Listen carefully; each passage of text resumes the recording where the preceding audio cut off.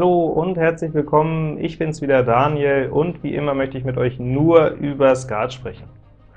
Dazu habe ich euch heute eine echt klassische Lehrbuchaufgabe wieder mitgebracht, aus Sicht des Alleinspielers, und diese Aufgabe gefällt mir deswegen so gut, weil sie ein bisschen weg nur von dem reinen Zählspiel hin auch zum Positions- oder Stellungsspiel geht und damit uns gewissermaßen vorbereitet, die nächste Schwierigkeitsstufe, das nächste Level im Spielverständnis beim Skat auch zu erreichen. Der Alleinspieler in Vorhand hat eine Riesenkarte bekommen. 3 Buben mit dem Kreuzbuben, Herz Ass zu viert mit den beiden Bildern, Kreuz Ass bestellt und Pik Lusche. Er muss sich allerdings aus Hinterhand erstmal eine 59er Reizung, also eine 0 Handreizung anhören, bevor er ans Spiel kommt. Nun spielt er gewissermaßen auch gezwungen den Grang Hand. Er öffnet das Spiel mit dem Buben, es fällt eine Karo Lusche und Pik Bube. Und ja, nun ist ja zu sehen, der Alleinspieler wird nur 3 Stiche abgeben. Er versucht hier ganz klassisch, sich erstmal seine lange Farbe zu etablieren mit einem Zug unterdurch. Das bekommt ihm jetzt allerdings nicht so gut. Mittelhand ist Herz frei, haut gleich mal ein Ass rein. Gegenspieler nimmt die Herz 10 raus, 24. Jetzt kam das Pik Ass auf den Tisch, der Alleinspieler musste bedienen mit der Pik 8. Und es läuft natürlich nicht besonders gut, hinten wurde die Pik 10 gewimmelt, jetzt schon auf 45. Es kam Herz 9 auf den Tisch, Alleinspieler ist raufgegangen, hier wurde eine Kreuz Lusche abgeworfen. Jetzt muss der Alleinspieler natürlich ein bisschen Gas geben hier, 45 haben die anderen schon liegen. Er klärt gleich seine letzte schwache Karte. Und da ist es dann tatsächlich passiert, auf Kreuz 10 fällt auch noch die Karo 10, 65 für die Gegenspieler in nur 3 Stichen. Und das hinterlässt natürlich in gewissermaßen nicht nur enttäuschten, sondern auch ein bisschen ratlosen Alleinspieler. Wie konnte ihm denn dieser Riesengrang hier um die Ohren fliegen? Was ist passiert? Was hätte er anders machen können? Was hätte er wohl auch anders machen müssen? Und warum? Natürlich war die Kartenverteilung extrem, was andererseits bei einer 0 Handreizung wiederum keine Überraschung sein sollte. Ich habe es hier mal einmal aufgelegt, wie die Karte hier stand, sodass der Alleinspieler bei seinem Vortrag das Spiel verloren hat. Der Alleinspieler sollte jetzt allerdings nicht mit dem Schicksal hadern, sondern er sollte sich überlegen, was hat er hier falsch gemacht, denn wenn dieses Spiel richtig vorgetragen wird, dann handelt es sich wiederum um ein sogenanntes sicheres Spiel. Es ist also ganz unabhängig von der Verteilung der Karten auf die Hände der Gegner überhaupt nicht zu verlieren.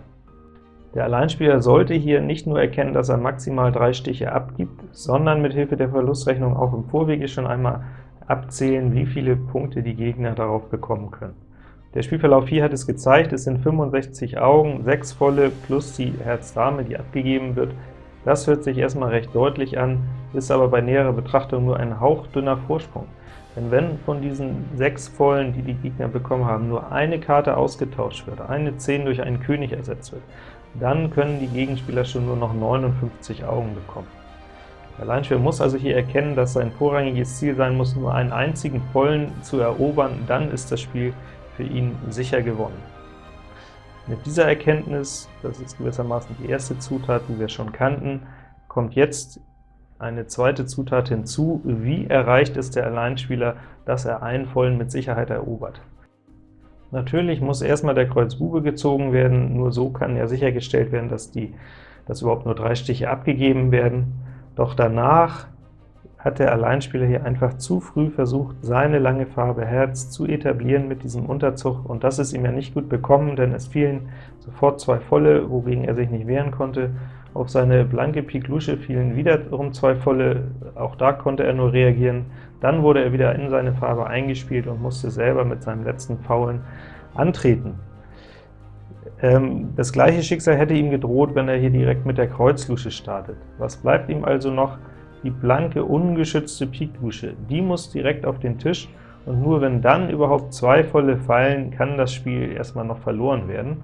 Dann allerdings ist der Alleinspieler danach in der komfortablen Situation, dass er nicht mehr am Stich ist und kann jetzt auf die nächste Karte entsprechend reagieren. Wenn dann im dritten Stich ein Voller auf dem Tisch liegt, ob es jetzt ein Karo-Voller ist, ob es die Kreuz oder die Herz 10 ist, er nimmt einfach raus und hat sofort gewonnen. Und wenn es kein Voller eben ist, dann kann der Alleinspieler einfach die Kreuz Lusche entsorgen und wird wiederum gewinnen. Die Nebenvariante ist, dass hier im dritten Stich Herz auf den Tisch kommt, dann würde der Alleinspieler natürlich schnippeln, und wenn Herz nicht 3:0 steht, ist auch dann das Spiel sofort wieder gewonnen. Wenn Herz 3:0 steht, dann kann der Alleinspieler danach aber Herz Ass ziehen und mit der Herz Lusche wieder vom Stich. Auch da können jetzt wieder 2 weitere volle drauf fallen, dann haben die Gegner über 40 liegen, doch jetzt ist der Alleinspieler wieder in der gleichen komfortablen Situation. Er muss nicht antreten, die Gegner müssen antreten und haben nur noch 2 volle, und dann ist es wieder so, ein Karo oder Kreuzvollen wird er direkt rausnehmen zum Sieg, und ansonsten wird er seine Kreuz Lusche fallen lassen und kann wiederum nicht verlieren. Natürlich könnt ihr jetzt sagen, so extrem ist die Karte doch selten verteilt, meist wird der Spieler doch sowieso gewinnen. Das stimmt zwar, aber gut Skat spielen bedeutet eben auch, zwar auf das Beste hoffen, aber sich auch gegen das Schlimmste wappnen. Und wenn es so einfach ist, hier eine Verteidigung aufzubauen gegen jede Verteilung, dann sollte man das auch tun. Zusätzlich steckt hierin die Erkenntnis, und die lässt sich auch auf andere Spiele anwenden, dass wir hier eine ungeschützte Lusche haben, deren Verwertung wir gewissermaßen wenig beeinflussen können, und wir haben hier eine geschützte Lusche. Die Kreuz 9 ist durch das Ass geschützt, kann nicht direkt abgezogen werden. Das bietet uns einen Vorteil, den wir einfach in einem Stellungsspiel ausspielen können. Das alleine eine weitere wichtige Erkenntnis aus dieser Aufgabe. Da sind wir wieder am Ende. Ich freue mich, dass ihr dabei wart, und wenn euch das Video gefallen hat, dann gebt mir jetzt den erhobenen Daumen, und wenn es euch sogar noch besser gefallen hat und ihr nichts mehr von mir verpassen wollt, dann gebt auch gerne meinem Kanal hier oben das Abo. Ich freue mich jetzt schon auf nächste Woche, und bis dahin, gut Blatt!